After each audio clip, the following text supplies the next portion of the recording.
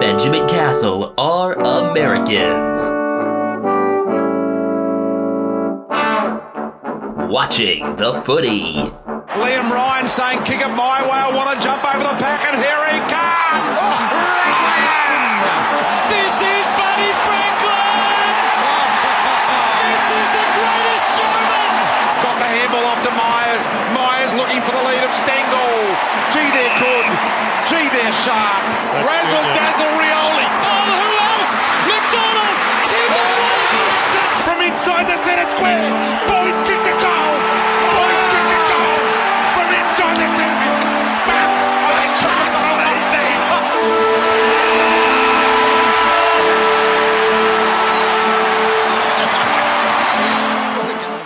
Good time of day. Welcome to episode 172 of Americans Watching the Footy, our Round 11 preview. Benjamin Castle here alongside my brother Ethan and his son Brian Harambe, who is sleeping comfortably beside him. The Sir Doug Nicholls Round continues, or the Sir Doug Nicholls Rounds, I guess? I mean, because it's 2 rounds, really. Yes, but officially it's singular for some reason. Maybe it's like one macro round with every team getting one home game. I did see that Geelong now has a white version of the jumper that they're going to wear this week, which I think will look better. And in a couple weeks when we rank the Sir Doug Nicholls Round jumpers, will probably be taken into account. That, by the way, will happen probably with round 13, which will be an interesting time as I am going to be moving right around that time and I will be out of town. But yeah, because that's the round where there are only 2 buys. Get ready for the buys. So after this week, say goodbye to overlaps and hello to buys.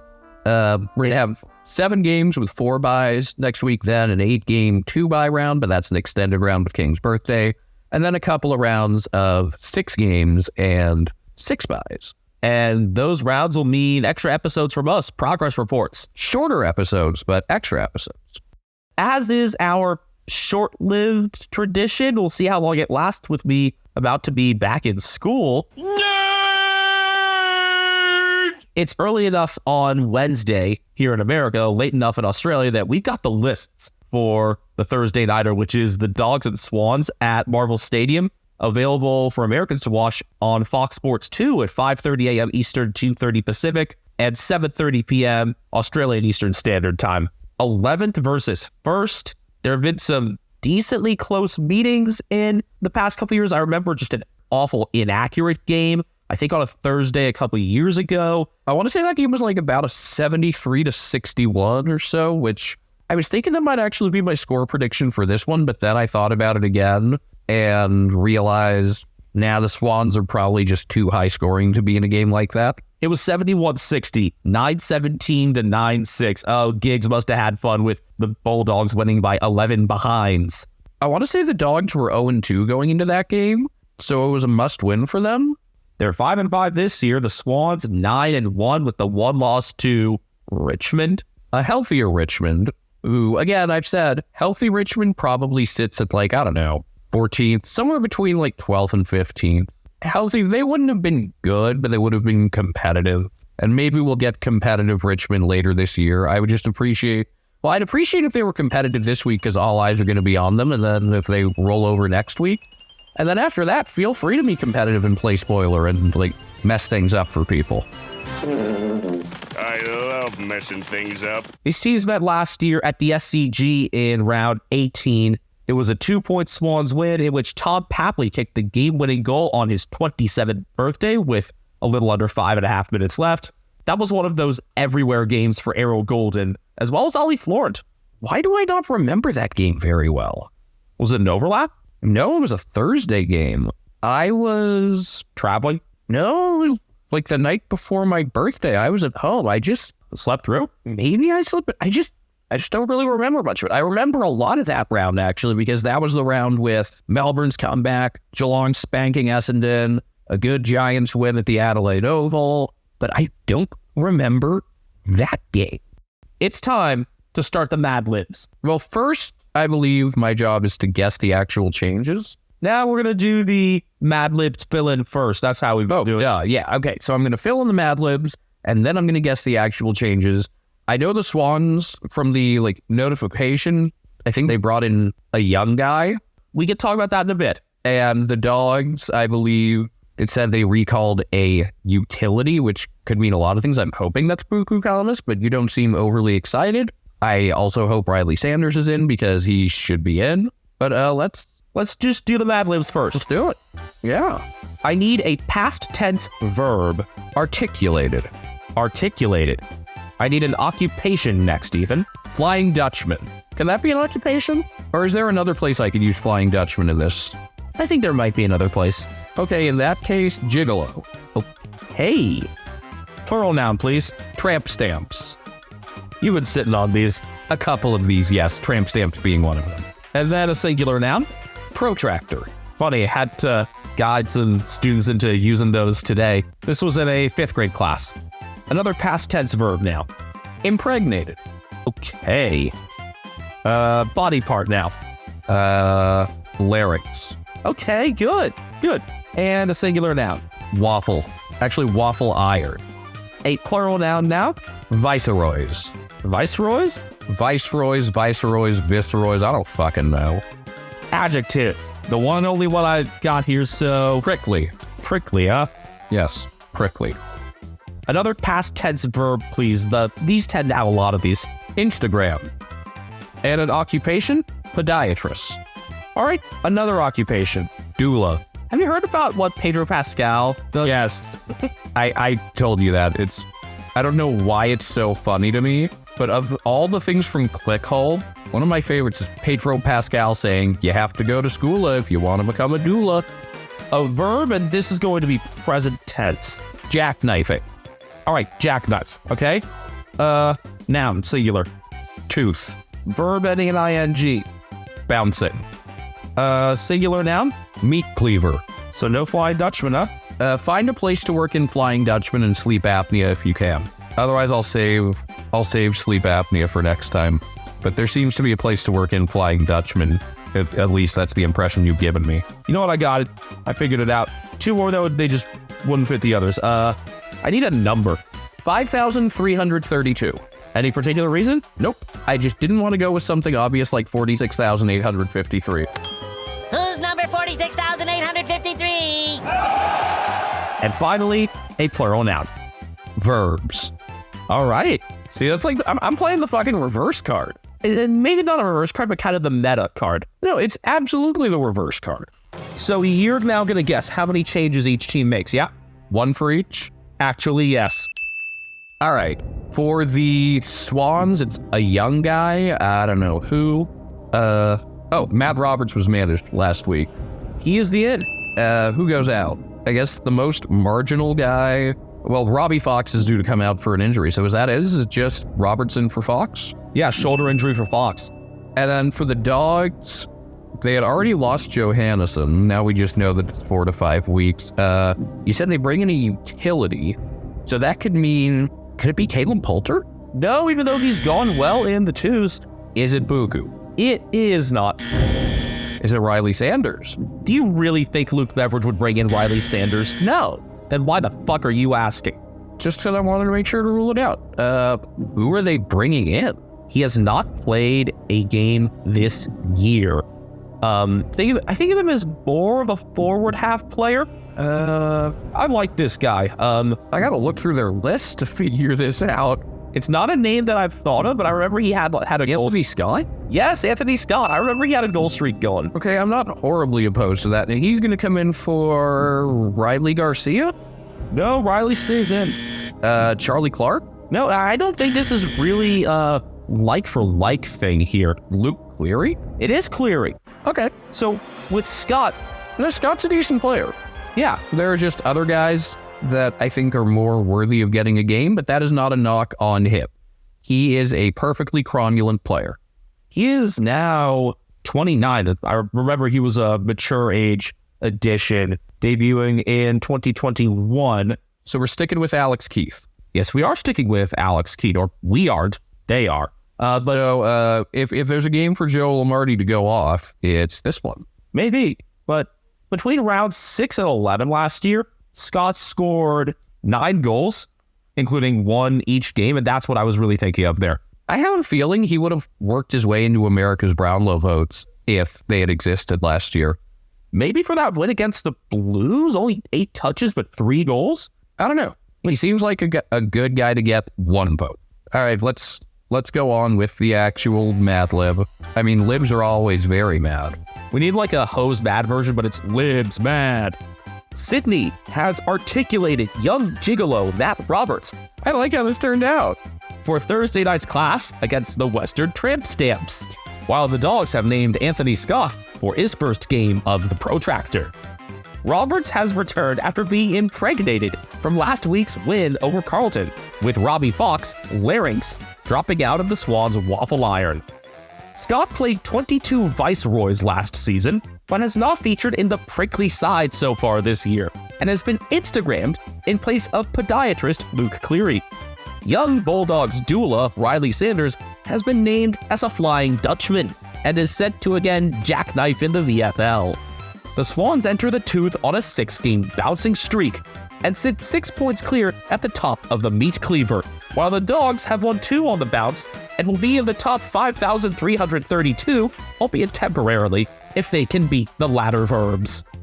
I think the first part is easily the best. I'll say it again. Sydney has articulated young gigolo Matt Roberts for Thursday night's clash against the Western Tramp Stamps. So now thinking about like hookers and stuff, I'm just imagining if it hasn't happened, it should, like a South Park scene where, you know, like a stripper cut at the corner comes up to the car and says, like, you know, you trying to have a good time tonight? And Butters goes, yeah, you want to play laser tag?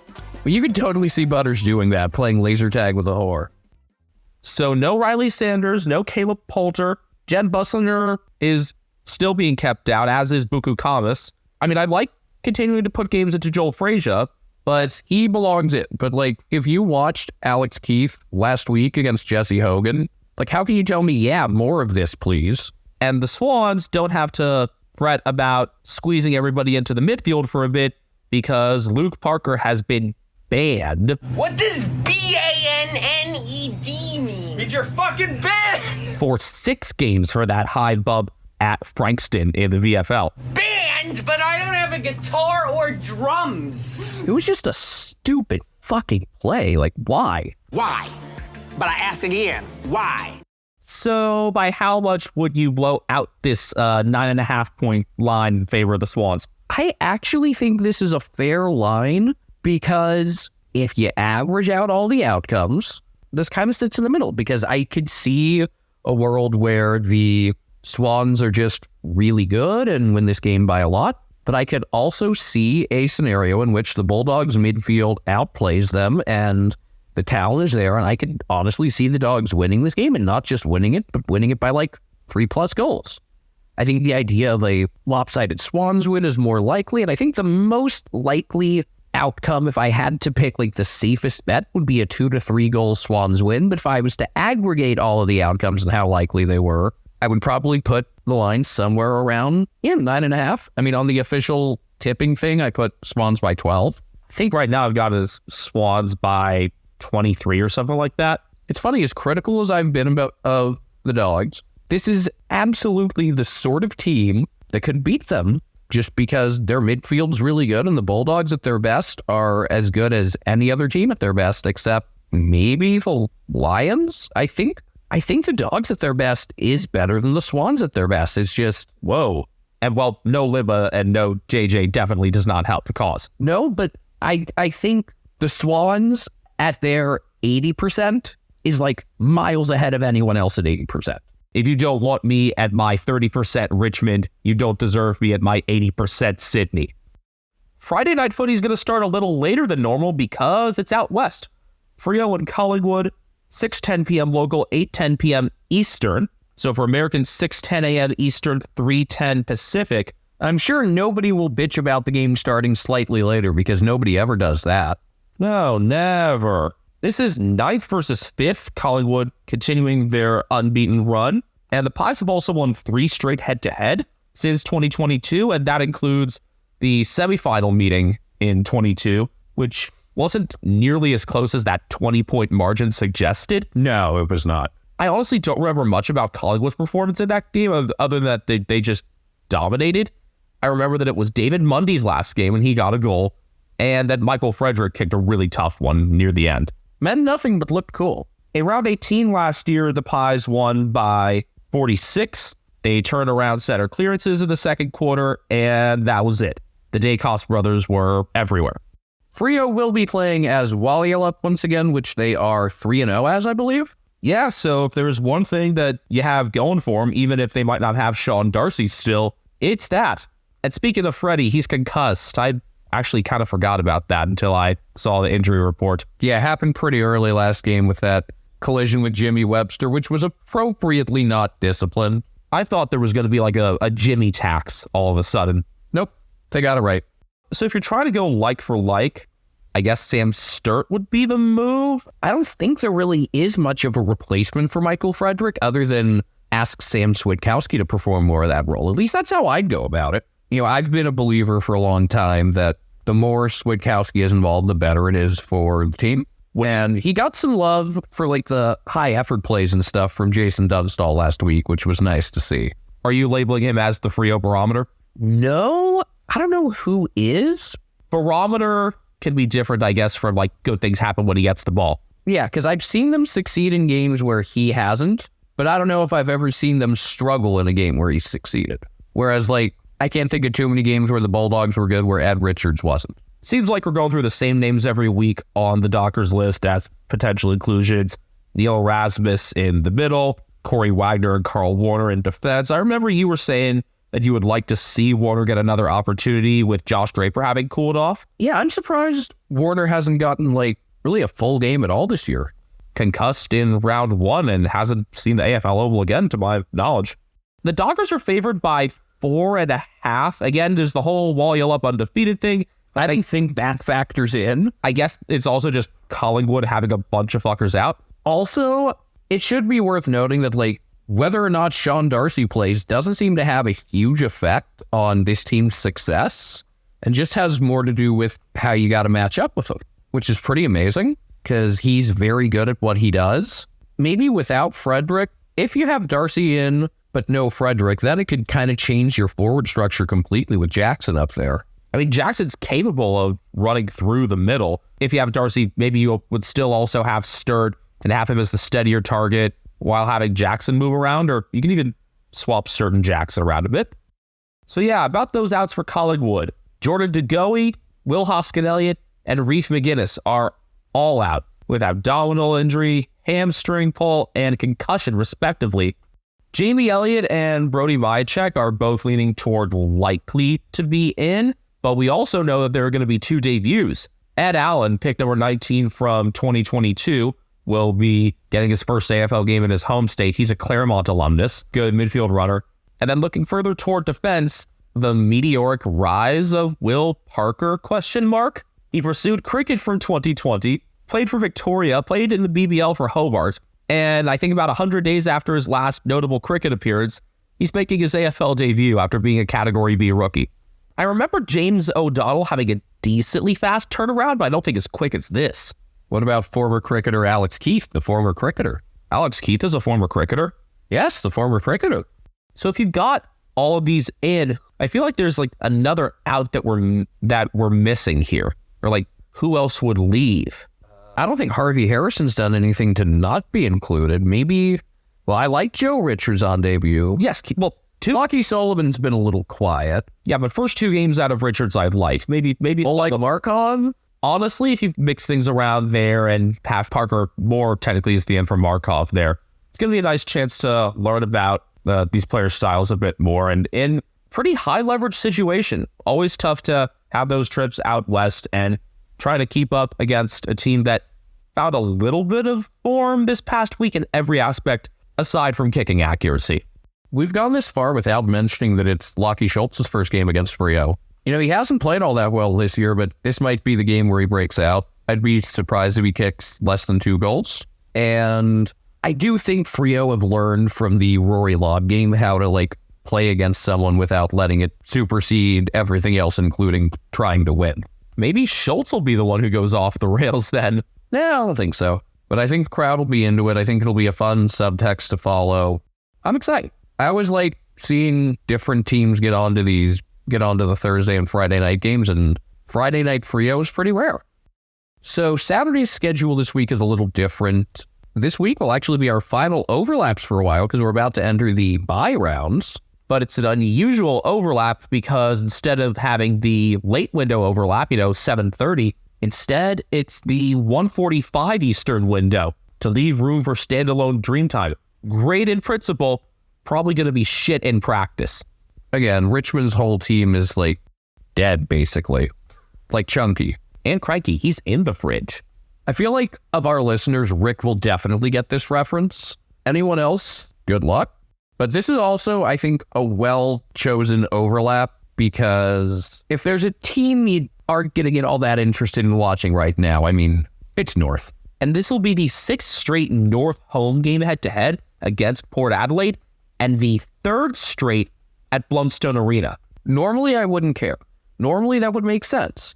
But we were deprived last year of getting to see how North's small but legitimately passionate, not saying that tongue-in-cheek, the North fans, the ones that are putting up with this very long, hopefully it'll be a rebuild, because I don't think it's a rebuild unless something gets built. They have passion and aggression. Yeah.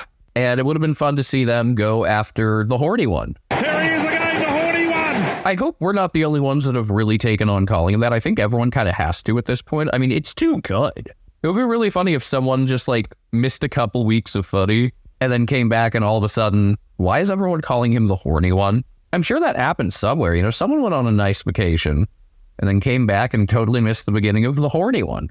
Yeah, there have hardly been Port home games in this head-to-head series. Only 2 since 2013, which also probably explains part of why North has yet to win at the Adelaide Oval. I think the bigger problem has just been that they've been bad, but there's part of me that thinks maybe this is the game where they just jump out and do some weird shit, but also common sense tells me they're just going to get blown out and it's going to be 118-42 or something. I'll take note of that. Well, Colby McKercher is going to remain out. Still no Jai Simpkin or Miller Bergman. Damn, I wanted a Bergman Bowl. Yeah, no Bergman Bowl. And especially considering what we expect to be robbed of a Mackay Bowl again. I'm not sure how, but it will happen. What if it doesn't? That's only, 2 weeks away, that matchup, right? I think it's the night before King's birthday. Yeah, that means sometime either this week or next week, one of the Mackays will either get injured or suspended. Book it.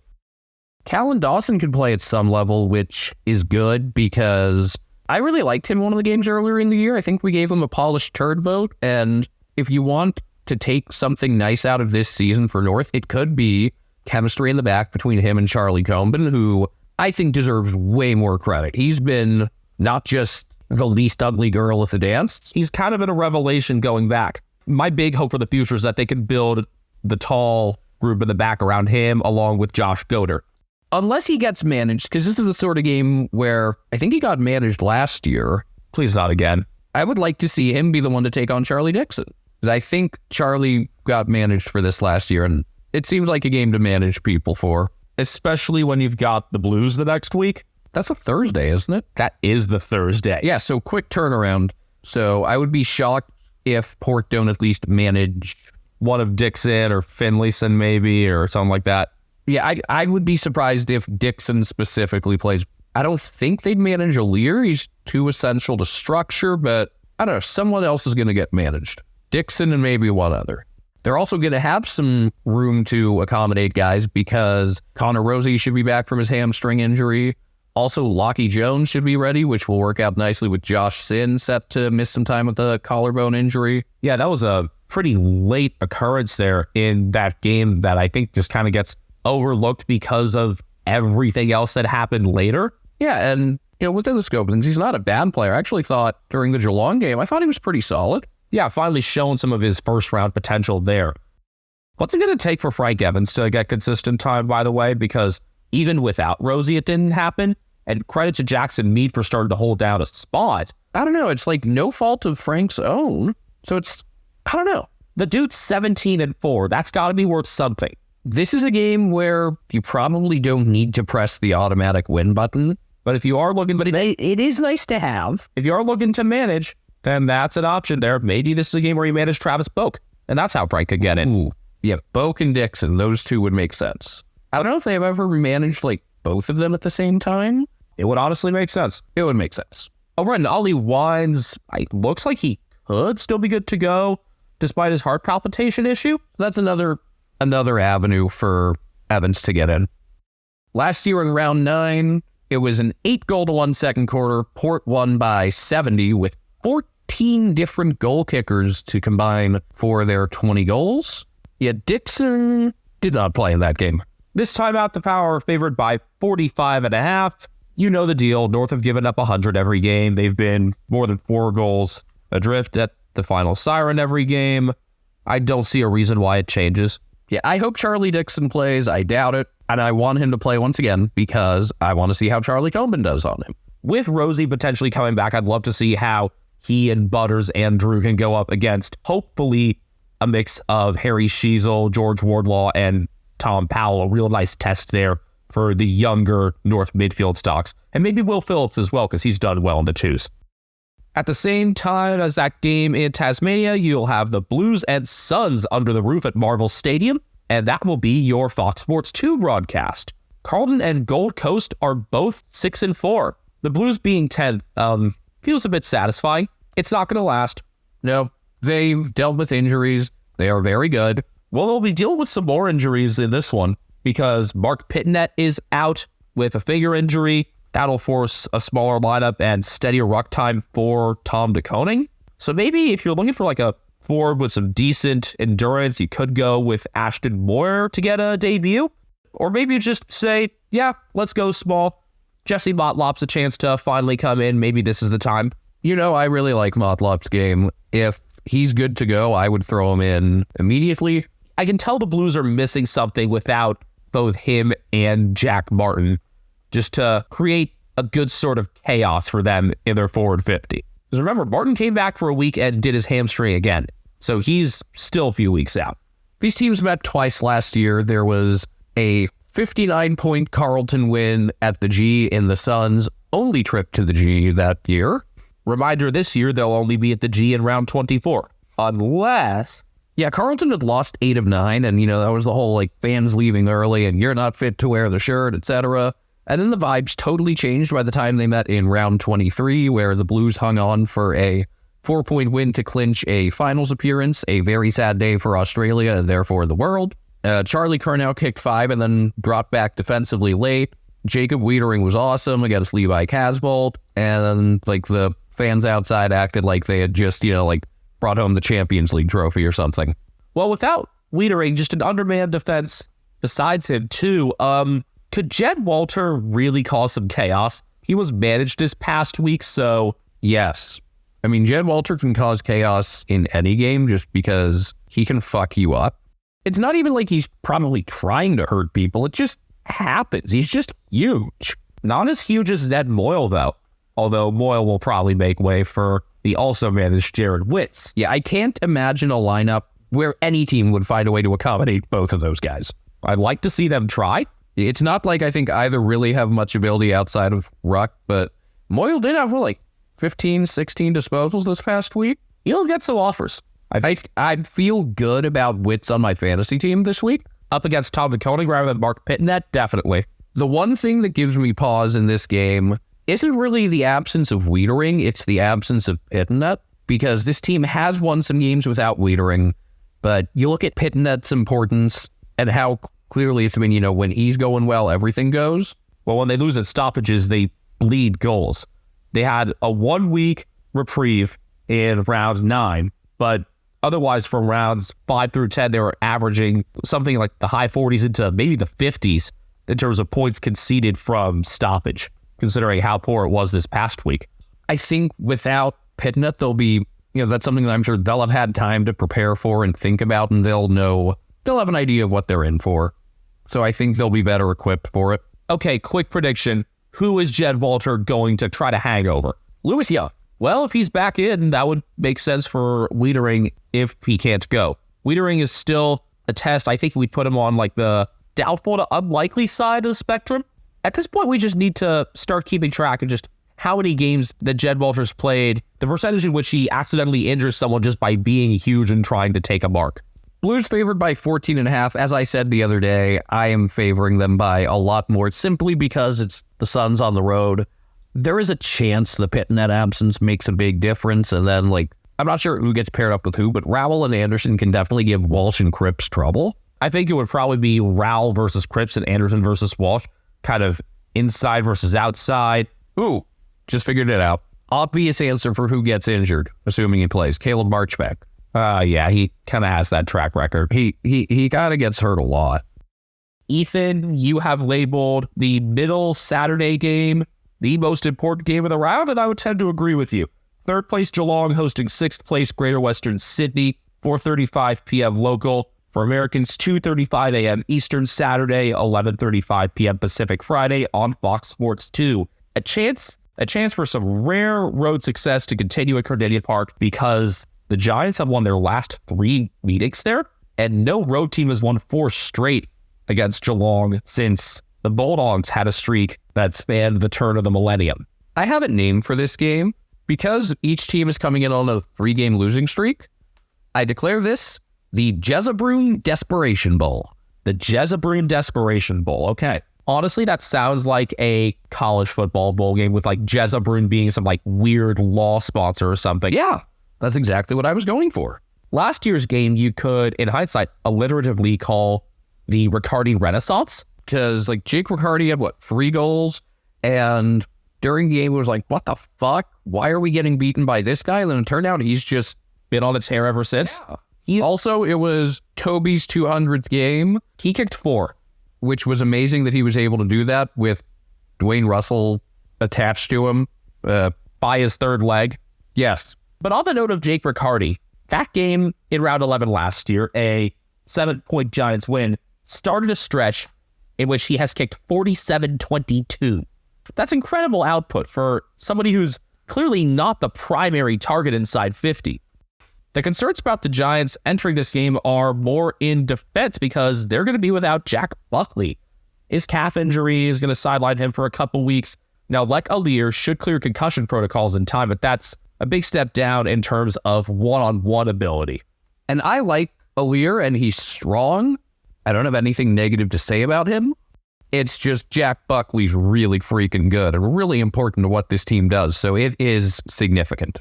Darcy Jones did his hamstring, and it was a pretty significant hamstring injury that's going to keep him out for 6 to 8 weeks, so there's an opening for Jimmy Peatling. Do you think they actually bring him up this time? I hope not, because he's been really good and should have never been dropped, so I hope they wait another week. Geelong, some clear changes to be made considering management and the 64-point loss in Darwin. Yeah, I went on about wanting 6 changes for this one. Hopefully, Mitch Hardy gets his debut, but I think it seems like Lawson Humphreys would be just as likely, if not more likely. People seem to really like him. He was taken with the 63rd pick in this past draft. Yeah, pretty active halfback. I remember seeing a lot of buzz about him these past couple weeks in the twos and want to go back and look at some of the highlights from that. Maybe he could come in for Mark O'Connor or Zach Toohey. Yeah, I would be surprised to see all 3 Irishmen in this game. And in fact, personally, I would only play one, and that one would be O'Sheen. I want Connor O'Sullivan to get another game, especially with how poor Jack Henry's been and how much they missed Sam DeConing last week. We'll see if DeConing gets in. He was laid out with hamstring tightness. Would think Jeremy Cameron will be back this week. That hasn't been checked off for sure yet, but it seems likely. The big story, though, is another Tom Hawkins milestone. He's going to become the outright games played leader for the Cats on 356. I don't know if playing against anyone other than a bottom feeder team, he's going to ever kick another huge bag. But yeah, I thought Tom Atkins has been a little down, and most importantly, hasn't made the high effort plays that I've seen him make before. And then I would like for Shannon Neal to get another game. I don't know how you'd be able to include all of those talls if, you're getting Hawkins back, but I would love to find a way to do it. This was a game from the start of the year that I did not expect to win, similar to this past week up in Darwin, but there is a desperation factor here, big time, as you mentioned earlier, for both teams. So I can say this with confidence. At least one team that is on a 3-game losing streak will earn points. I probably mentioned from last year's loss to the Giants that losing to them is sort of like, this is appropriate considering who's sleeping right next to me. It's sort of like when your cat does something cute but stupid. You can't stay mad. It's like, I want to be mad at you, but now you're playing this silly song, and I can't be all that upset. You know, Benjamin, 78% of our listeners are between 18 and 35 years old, so they probably want to start a podcast like we did. How did you know that number, Ethan? Thanks to the analytics we have for Spotify for Podcasters. Formerly known as Anchor, sorry Frio fans, Spotify for Podcasters has tools that allow you to record and edit your podcast from your phone or your computer. No fancy software needed. It's so easy you can edit it while drunk. And Spotify for Podcasters doesn't just allow you to upload to Spotify, you can also distribute your podcast on platforms like Apple, Stitcher, and more, just like we do. Best of all, it's completely free. Not only is it free, you can even make money from listener support or ad revenue. Hint, hint. Download the Spotify for Podcasters app or go to podcasters.spotify.com to get started today. You know, we're all over social media, especially on Twitter at Americans Footy. Personally, I am at Castle Media. I am at Benjamin HK01. Brian Harambe's sleeping next to me, and he's on Instagram at cat named Brian. He's been surprisingly chill during this entire session. I think we need to do a better job of publicizing America's Brownlow and the Polished Turd. I suggested that. My thought all along with the Instagram stuff was to do like shareable graphics and like stat stuff. Like, when we did our thing, who's the best player wearing each number. That's definitely off-season territory for us there. Yeah, but like the Polished Turd, at least, you can definitely come up with a way to make it shareable each week. Yeah, or at the very least, like a leaderboard, all the guys with multiple votes. How many have multiple votes? Let's see, it's 11. And your current co-leaders, Luke Davies-Uniacke and Daniel Rioli.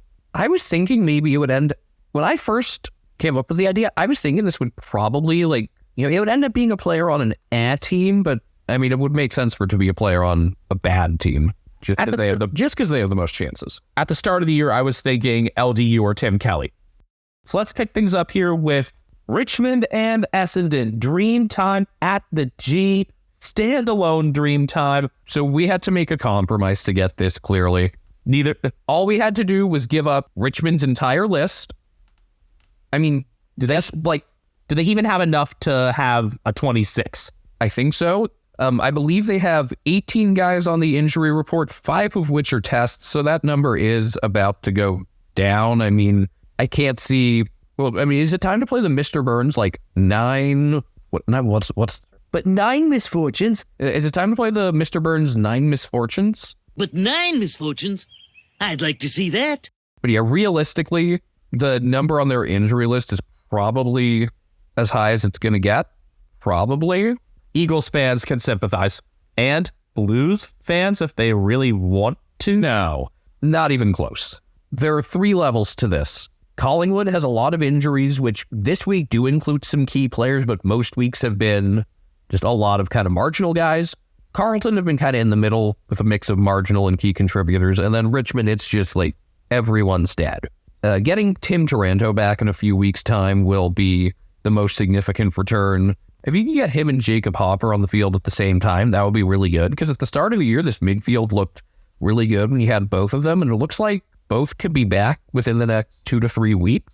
Hopper probably the first of those 2. You're also looking at possible returns for Liam Baker, Sam Banks, Jacob Bauer, Seth Campbell, which are all, other than Baker, relatively marginal players. But I think Campbell is working himself into a nice spot as a really high energy, high endurance small forward. I would not be shocked if he grabbed a Rising Star nomination at some point this year. Ooh. Also, Kelty Lefau's jaw is not broken. He's not on the injury list. So, are we going to see Kelty against Ben Mackay? Wouldn't they put Mackay against more of a tall forward? Who is Richmond's other tall? Lefau has been their number 1 tall, really, with... Is he that tall, even? I think of him as... I mean, yes, I've seen him take contested marks. He's 6'5". 6'5" or 195. I would not have guessed that, but I think it would be awesome that this guy who barely made the team is all of a sudden getting covered by like one of the highest paid players in the league. That would be a really fun juxtaposition.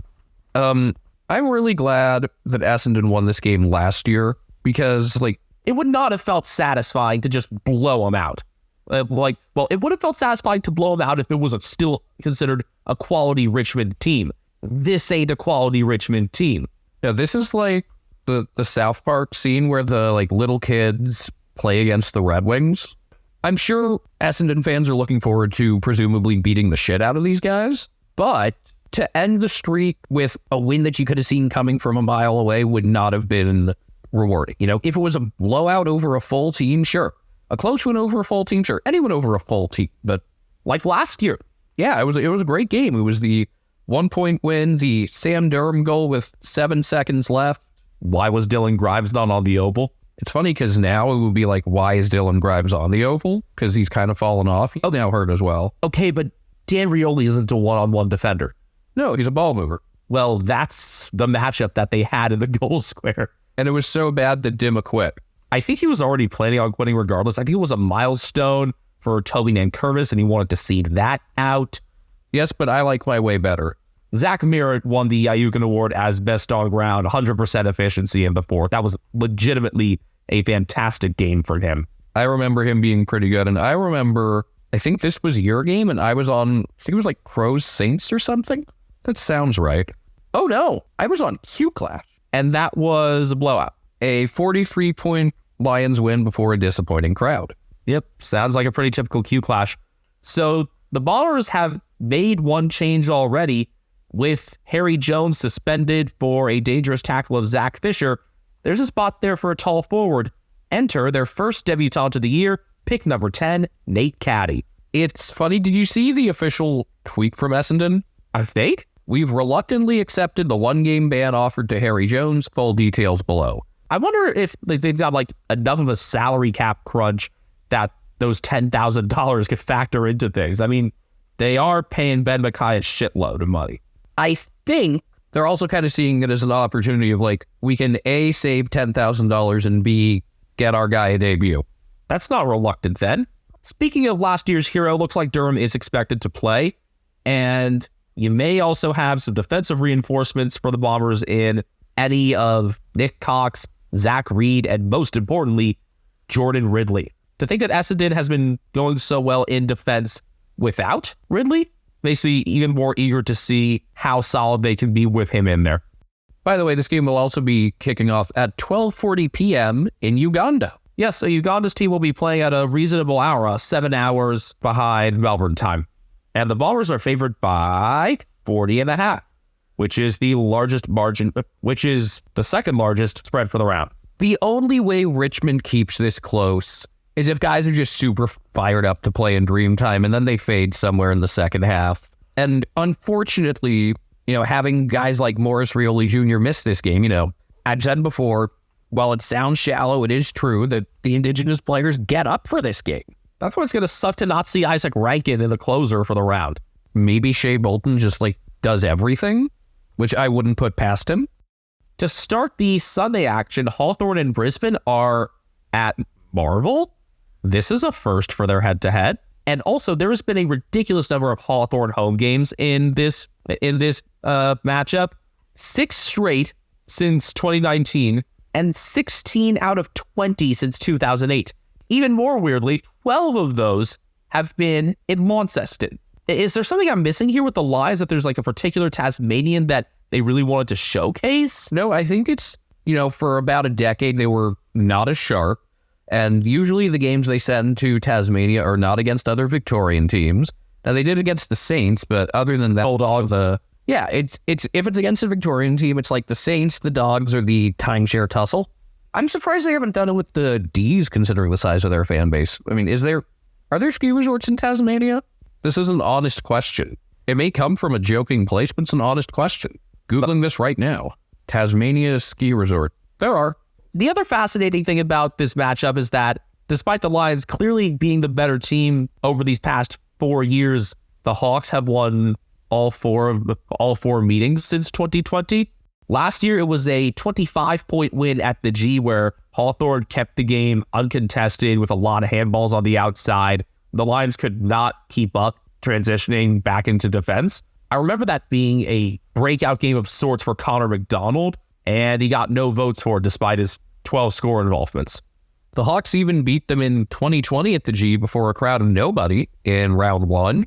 I don't remember that. I remember what I have labeled as a horribly umpired slugfest in round 10, 2022 in Launceston. Yes, the game with 63 free kicks that the Hawks won 117 to 112, which, it was a compelling game. For sickos reasons in a lot of ways. Well, here's the thing. The footy was good. The umpiring was shit. And if the umpires had just backed off and let the game happen, I think we would have remembered it as one of the most fun games of the year instead of just kind of a joke. The highest losing score we've seen, the most free kicks in a decade. The only way I can see that happening is if it's Geelong. Did Razor do this game? Did he? Lee Fisher is the only name I recognize here. The former Saints player, okay. It's funny, Hawthorne has actually played pretty well the last couple of weeks without James Sicily. They could get him back. He's had a shoulder injury. Sam Frost this past week, he had a couple of really good spoils. He had 1 or 2 frost ball kick. This has been a much less frost ball year. We've gotten a little of it, but not to the super chaotic level. We got the very watered down diet version, I guess. Once every 2 games, there's a clear frost ball moment.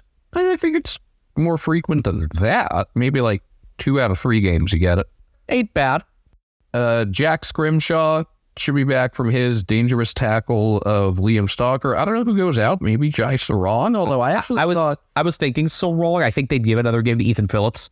Oh, I actually liked how Sarong played last week largely. I liked how Phillips played too. See, the Hawks are in a weird spot because for the most part, I like their performance this past week, and then they kind of shit the bed down the stretch. Yeah, I don't know who you take out here. Maybe you manage Connor Nash for a week. I mean, I would think Cal Sherdeer comes out with Jack Gunston coming back in. I think probably by default it is Sarong unless you're just managing someone. The Lions have a notable out and an even more important in. The notable out is Eric Hipwood being suspended for a dangerous tackle of Nick Blostone.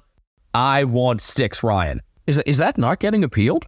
No, they accept it. And also, that was called holding the ball and resulted in a goal. This was my sliding doors thing that I put on Twitter. If an umpire calls holding the ball when the tackler is suspended for a dangerous action, then the umpire should be reprimanded because those free kicks should be mutually exclusive. Now, I don't know how strong the umpires union is, whereas the MLB Umpires Association is horribly corrupt and just crazy overpowered. I hope this isn't like that.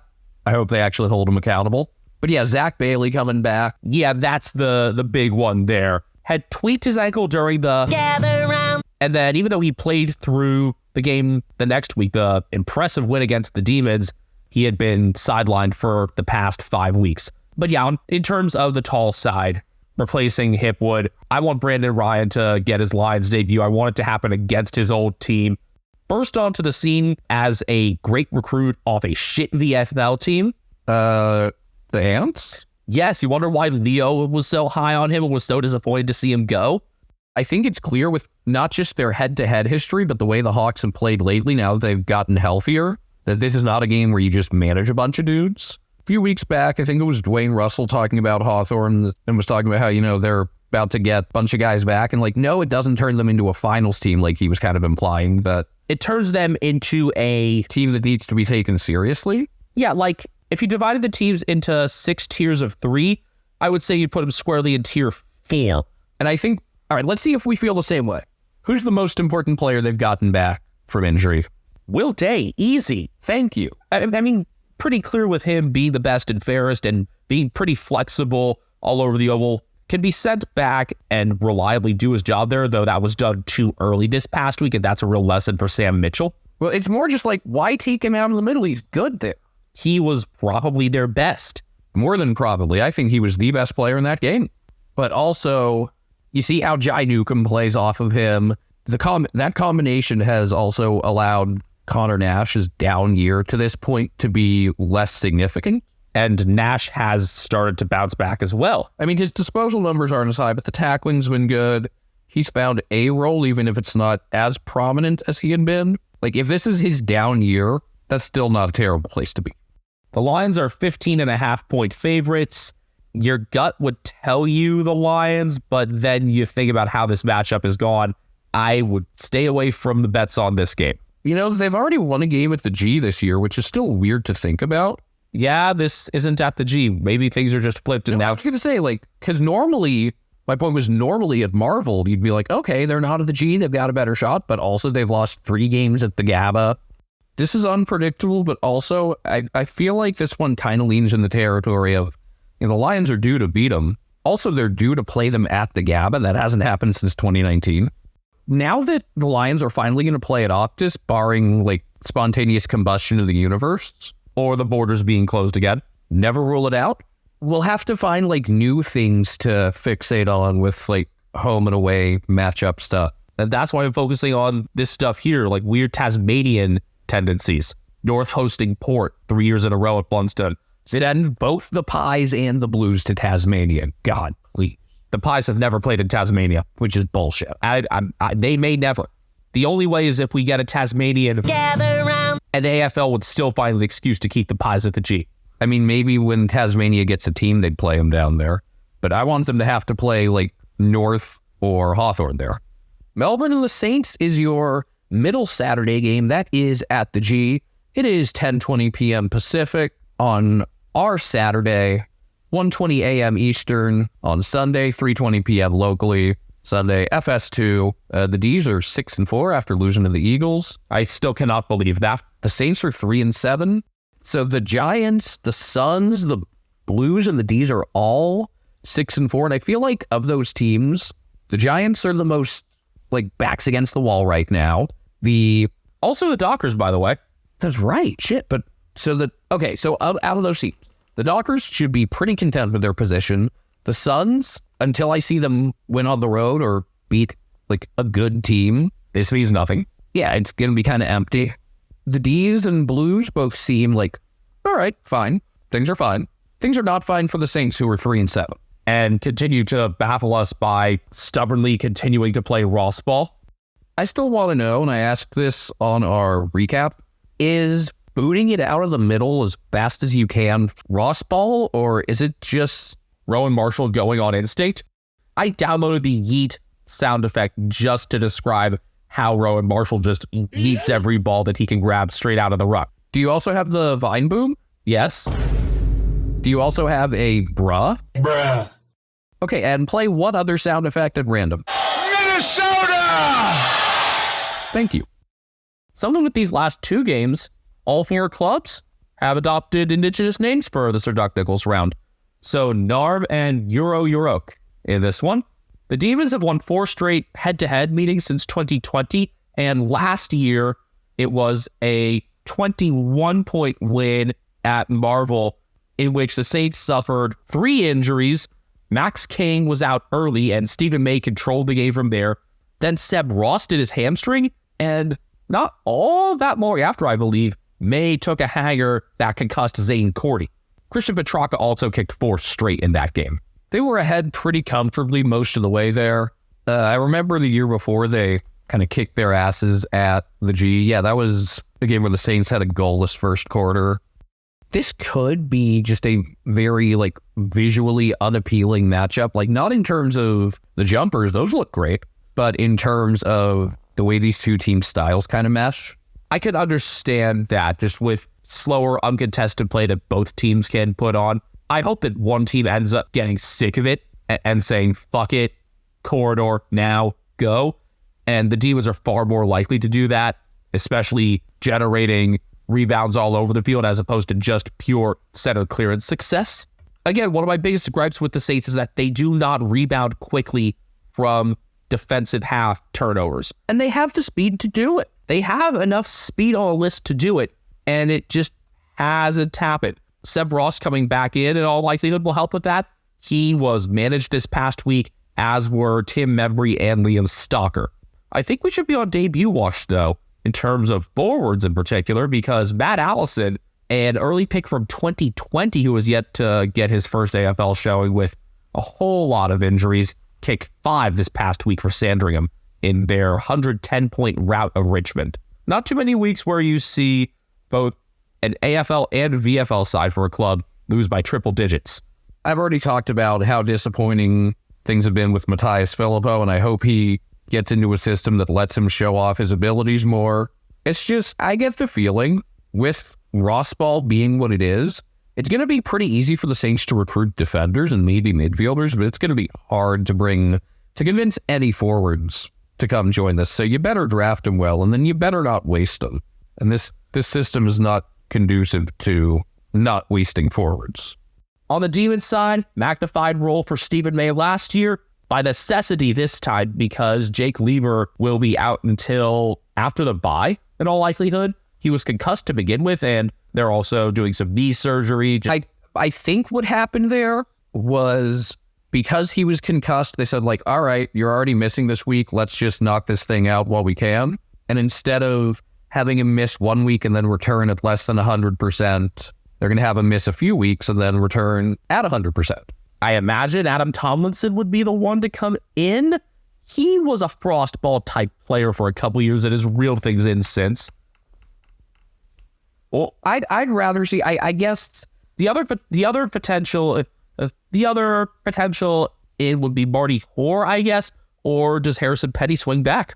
I know he takes away some of your size, but I would probably try to put him on Hoare Island. Why don't you go back to your home on Whore Island? You just like the fact that there's a guy named Hoare on an AFL list, and you're milking that soundbite for all it's worth. It's too bad he's not playing against like a team called the Pirates, for the smelly pirate hookers. Unless, for some reason, he decides to come over to the USAFL and play against Grovetown. We actually know some guys that play for him. Ed Langdon is back. He pulled an O'Sheen and went to Europe for a wedding. This one was his sister's in the UK. I don't get why people are making a fuss about this.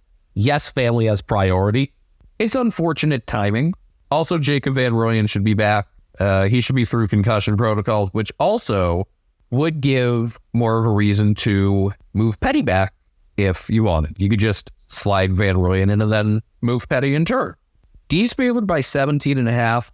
I don't want to go too big on this line just because of the potential for a slow, ugly, Ross ball conducive contest. It's tough because I am just so down on the Saints right now, but I also know that their games typically stay closer, whether they should or not, because of their style. And it's also over the last few years, whenever I doubted this team in one direction or the other, they've found a way to prove me wrong. So maybe they come out and totally prove me wrong this week and not only play a good game, but actually win. I am not tipping them. I think I'm going to hit the under of 153.5. I'm not as confident in this as I was in the under last week, but I'm confident in it. You're already better than Nathan Brown. I should try to make like a multi for every game. Track my Ethan. Would love for us to go up against Brownie for that.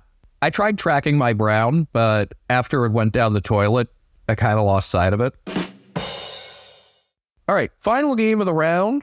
Adelaide hosting West Coast. Fun with time zones. 4:10 p.m. local, 2:40 p.m. in the West, 4:40 p.m. for Victorian viewers and the rest of the Pacific Australian states, 2:40 a.m. Eastern, Sunday morning in the U.S., and 11:40 p.m. Pacific Saturday night, and 9:40 a.m. in Ukraine. Oh, I was going to go for 12:25 p.m. in Nepal. Weird 45-minute offset. So I guess 15 minutes ahead of India. This is a Fox Soccer Plus game. The Crows are 3-6-1 after their loss at Collingwood. Remember earlier this year when the Dockers had back-to-back solid performances in good games and came away with no points? The Crows kind of had that, but came away with 2 points. The Eagles are 16th. They're 3-7.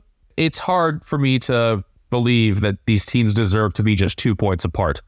It's time to share some results from our favorite game. What does Harry Schoenberg do for a living? Oh, yeah. Carpentry. Construction. Could be a Barstool sports personality. That's the second time I've gotten that one.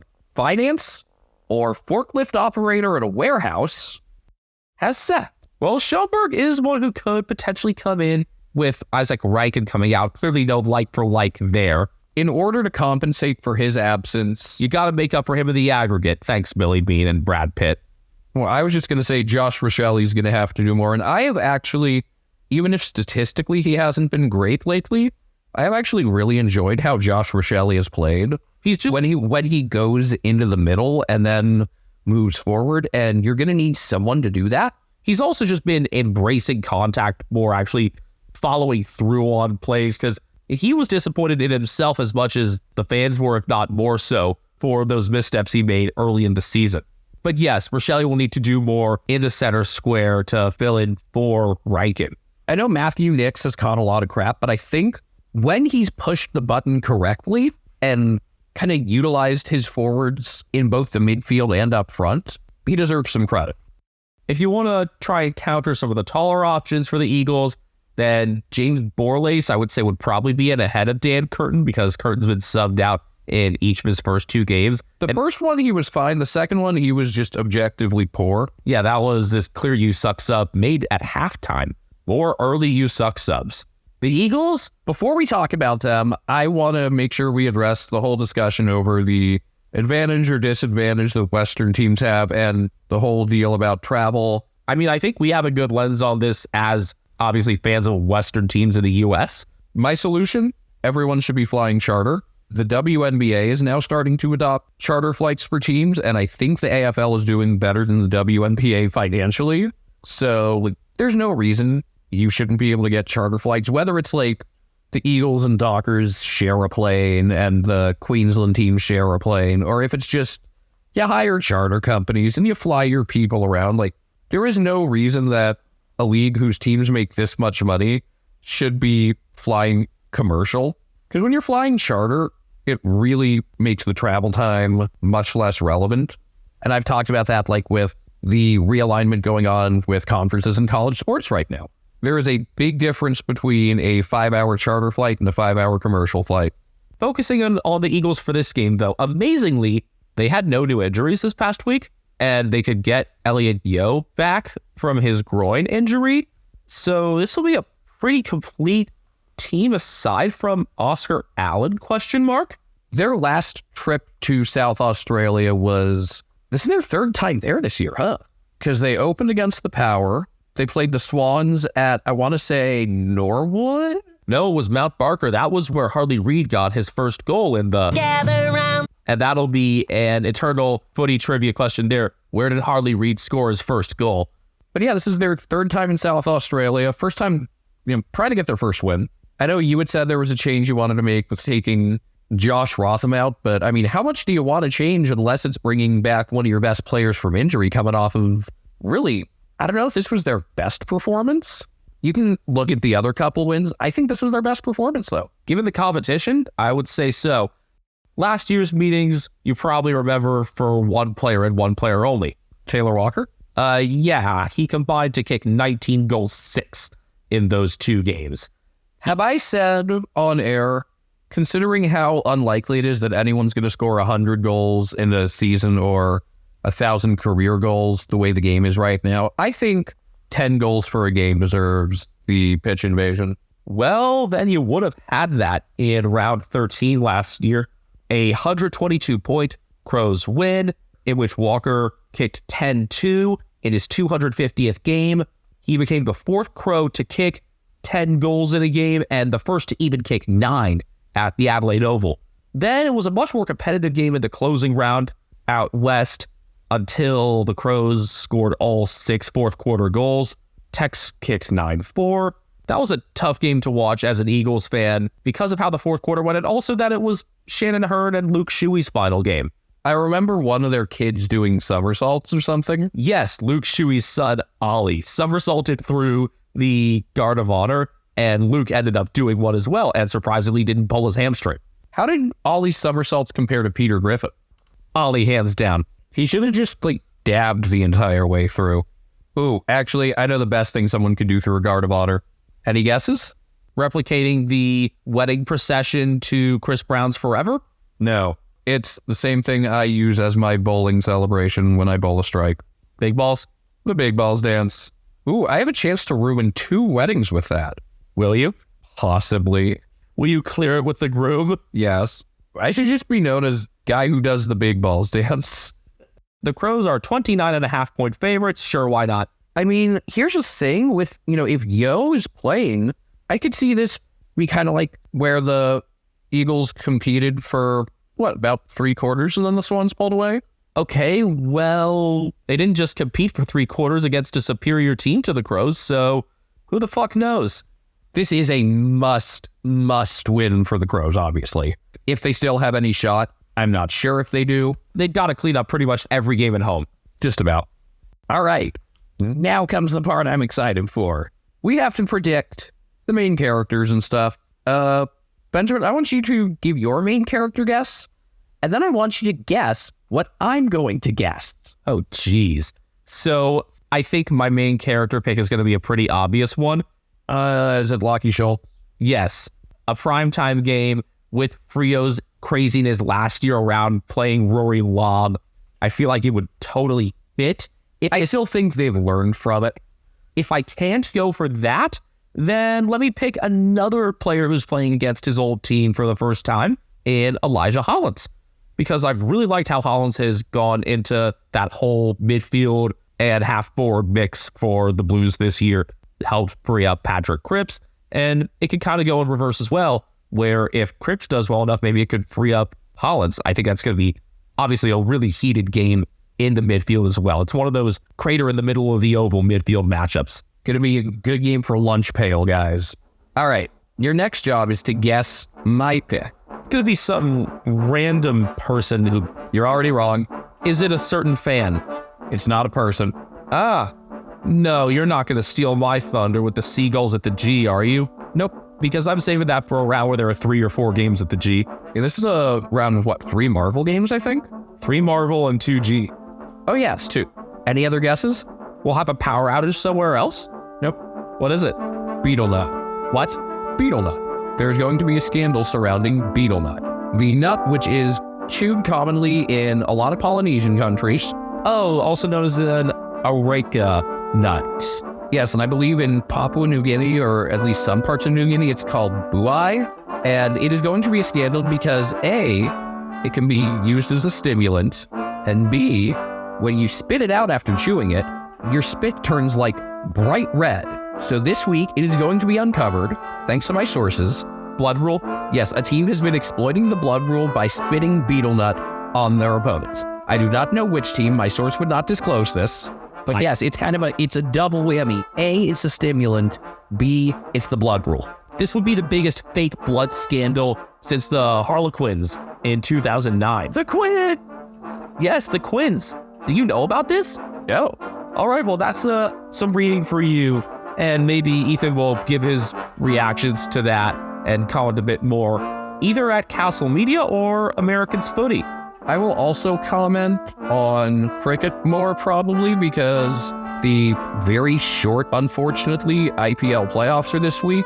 And then we got the World Cup starting here in the U.S. Yeah, I'm honestly I'll try to watch some of that, but just with the timing, it's a lot of that is going to be like when I'm doing stuff. I'm enjoying just the timing of the IPL, and it's just like this whole experience. But I do think that in limited overs cricket, instead of saying that the team that batted second won by however many wickets, it should be by however many overs or however many balls they had left.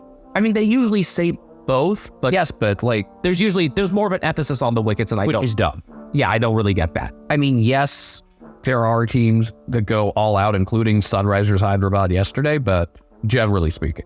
Yeah, Mitch Stark finally played like he was worth the most expensive contract in Tata IPL history. I'm on Twitter at BenjaminHK01 individually. Brian Harambe is on Instagram, a cat named Brian. He has calmed down for now, but he has just been going ham on Ethan's comforter. And I don't know what he thinks is underneath there. He's been doing it to the carpet too, but especially the comforter lately. I don't know. He's interesting.